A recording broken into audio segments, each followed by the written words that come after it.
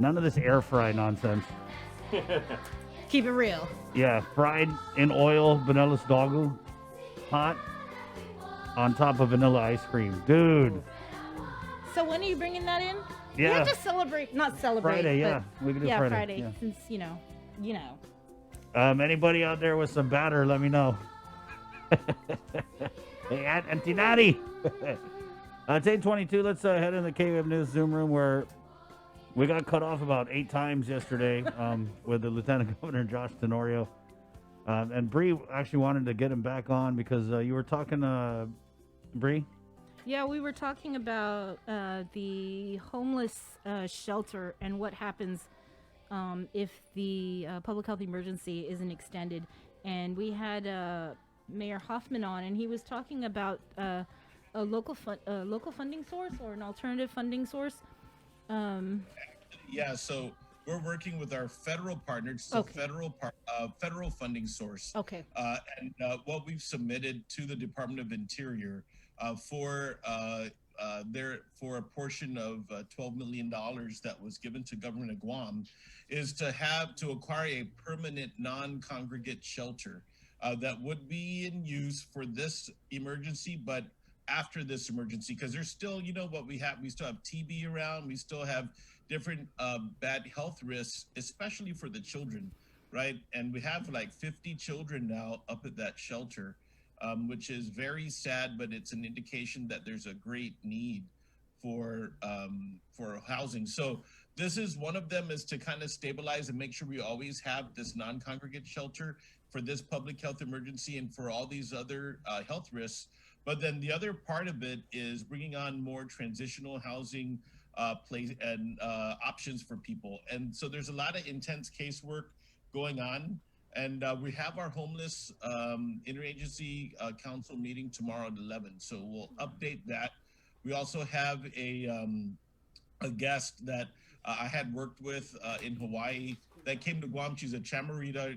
Unfortunately, she came because her dad passed away. But she's here for a few days. She'll be appearing, and we'll talk about some of the challenges that they've experienced, including Chamorros and Micronesians that she's helping, homeless Chamorros and Micronesians she's helping right now in the state of Hawaii. And just maybe a little preview, it seems like their experience over there's a bunch of people being flown over for medical referral, and many times they get discharged to the streets because there's no resources for them to maintain a home getting their treatment. It's a real sad situation, but I always said that seeing the extent of that, based on what we're dealing with, we should be able to find a way out for our group because it's not as wide in extent. But I'm certain, Sabrina, that the path we're working on would basically make sure that we acquire a facility. We still have to procure this, and my challenges with procurement out there, and to me, that's one of the biggest hurdles that we're facing. But we'll still get going, and I'm optimistic also that we'll make some progress discharging some folks out of shelter and put them into more long-term housing. Those are all the things that are working on at the same time. You said $12 million that was given to Guam. When was this given to Guam? Is this part of that funding? Yes. There was money that was given to Guam. Then they were going to put a homeless shelter in Agana. I want to say in the old legislature building. It's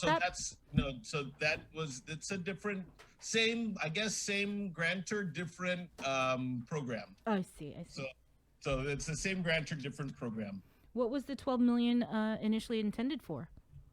Well, actually, that's for our planning. So what we're submitting for is for the non-congregate shelter, also to pay for matching funds to keep the National Guard on. We have additional money that we're set aside on reserve for GMH to pay for additional personnel coming in from off island.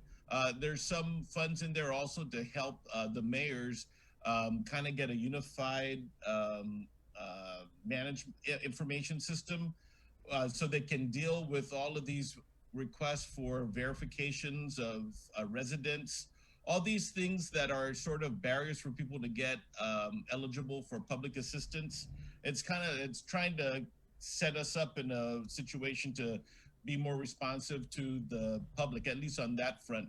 And there are other couple items supporting the public health side. And I'll get once they're approved, we'll make an announcement. But that's what we're working on right now with the funders, right? Going through eligibility for all of those and connecting them to our pandemic plan and all the fun stuff that happens when you're trying to get some additional money. I did want to follow up with the situation with Chantel, who was on our show yesterday. Were you able to connect with her or somebody from? Yeah, actually, Gus from my office called her about 20 minutes after we hung up. He's working on something right now. Actually, about 10 o'clock, I'll probably get a briefing on him on what the path forward for her is and what the details are. I really appreciate that. And the quick response. Right. Since we do have John Fernandez on, and there was something that you had mentioned when we were talking about the vaccine yesterday, and it was the survey that you guys are doing to fold in educators, I believe. Yeah, so we met, the last time we met was on Friday, and we actually meet multiple times a week now trying to make sure that Department of Education and Public Health are coordinated as we look towards the goal of face-to-face. And let me just first say that obviously the first step would be for the governor to be assured that there is a safe environment for face-to-face to resume. But the decision to resume and when to resume will be left to the school boards, to the different private schools, their management. They're going to have to figure out what's best for their school community. But what I can tell you is our discussion is to, at least for the public schools, is to make sure that parents always have a choice based on their situation for their kids to go to face-to-face at the safe time that that is determined first by the governor, then by the department, and then making sure that parents that have multiple generations in their households, or those that may have some special health issues, are going to retain that choice to have online distance learning as a way to mitigate and protect their household, since we're still in a situation where we're only going to be starting this vaccination program. It's going to take months, and also trying to make sure that the numbers stay down, and people are making those decisions that are good both for their children's education, but also for their personal situation. So part of that is working with DOE to identify school-based personnel that would have contact with children, with students, and get them counted and prepared for a increased priority in vaccination order. And I just wanted to say that it was I'm happy that we're already doing this, because the President-elect Biden this morning in his news conference, when he released his healthcare team, also said that educators were coming up in line for vaccination throughout the country. And now I also want to say that the vaccination is a choice. There's been a lot of people that are fearful. They don't know enough information. They feel that the government's going to mandate them to get vaccinated, and that's not part of the program. Vaccinations are voluntary. At least that is the situation that we're going on right now. There hasn't been a national directive to make it mandatory. I don't believe there would be one. But again, a lot of this, because we're living in the public health emergency, is trying to make sure that people have the authority to make the decisions for themselves within, of course, the parameters that we have set forth. That outreach will continue. They need to push out to the private schools, to the charter schools, and of course to the early childhood daycare centers. But of course, the biggest pot, the first group that we have just days ago started talking about this, has been the Department of Education. Okay. Before we get to John, real quickly, because I just saw this, I just came across my chats, is about news media groups, and this is the National Association of Broadcasters, requesting frontline journalists be included in early vaccination deployment phases. Have you heard anything about this? Actually, we've been talking about that already. We talked about that a little on the tabletop exercise we had on Friday. And then internally, also as part of the rollout plan and trying to obtain and get public support and acceptance and comfort for this. Part of it is looking at influencers and certainly media folks. I was just asking Chris offline when we were waiting to get on, whether or not that's something he would be interested in, you guys would be interested in. So Crystal is developing kind of that strategy, and then we'll circle back and work with everybody. But yeah, but I just want to say we'll be working on it real fast because, FDA is, Right. FDA is looking at the Pfizer one in a few days, and right following that will be the Moderna vaccine. And then, several more months there, it looks based on national news reports, there will be other vaccines that may be in line and maybe get that approval, and it will expand the number of vaccines available for everybody. But this exercise is basically just to get a count, get an order going on, and making sure that when we go and start the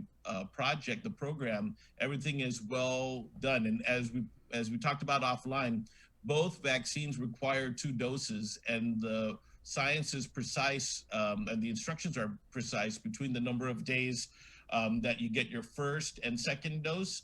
And even with that second dose, what's the time period in which you would have to get that second dose before the 21 or 28-day period, and making sure that you get the same vaccination. Those are all the semantics and the details that Public Health and CDC and HHS are all working on right now.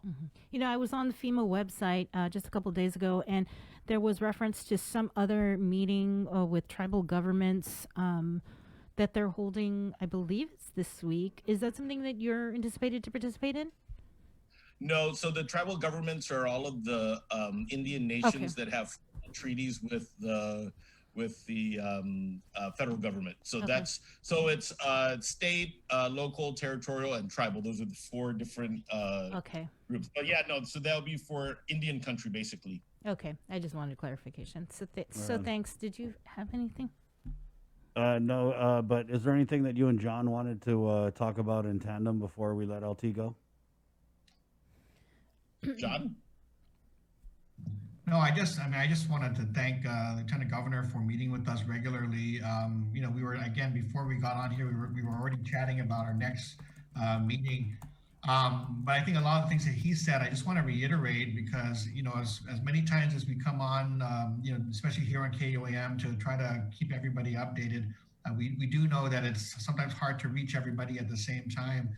So I definitely do want to reiterate the points that he made about any reopening is first going to have to be approved and authorized by the governor based on the overall community health risk. So, she's going to have to look at the entire community as a whole to determine whether it's, whether it's safe to reopen schools, at all. And then once that happens, we will then be able to make a determination between GDOE, the private schools, the charter schools, as to how and when our reopening would take place and how limited or extensive that reopening will also be in line with any of the safety parameters that the governor sets forth, for reopening.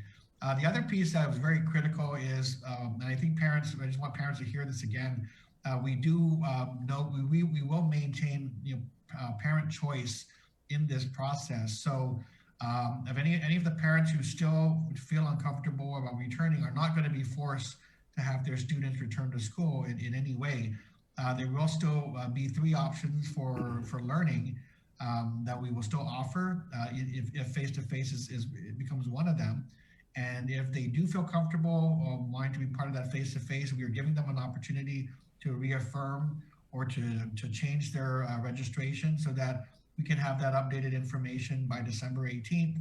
Otherwise, they still have the option to stay at home and receive the distance learning the way they have been over the last semester. So I think, at this point, we'll be continuing to meet, sorting out a number of last item, minute details in terms of things like contact tracing. We're going over reviewing the safety procedures and protocols.